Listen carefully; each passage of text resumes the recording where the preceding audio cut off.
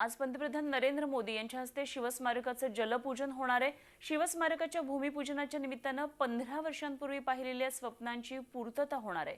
शिवस्मारकाचं भूमिपूजन पंतप्रधानांच्या हस्ते होणार असल्यानं मुंबई पोलिसांनी कडेकोट पोलीस बंदोबस्त ठेवलेला आहे। सागरी येलो गेट पोलीस ठाण्याच्या पोलिसांसह भारतीय सागरी तटरक्षक दल आणि नौसेना यांनी अरबी समुद्रामध्ये गस्ती वाढवलेल्या आहेत। स्थानिक पोलिसांसह शीघ्र कृती दल, एनएसजी कमांडो, फोर्स 1, राज्य राखीव बल, राज्य दहशतवाद विरोधी पथक, नौसेना तैनात ठेवण्यात आलेले आहेत।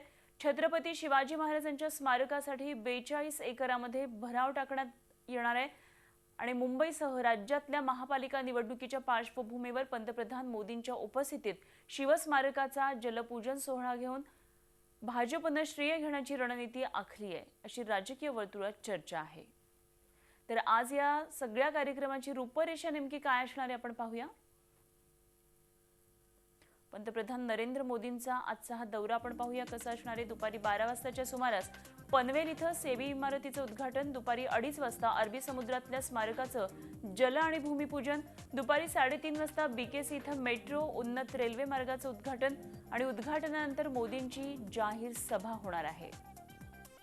पुणे मेट्रो प्रकल्पाच्या उद्घाटनासाठी त्यानंतर ते पुण्याकडे रवाना होतील। अशा प्रकारे दुपारी 12 वाजल्यापासून असा भरगच्च कार्यक्रम पंतप्रधान नरेंद्र मोदींचा असणार आहे।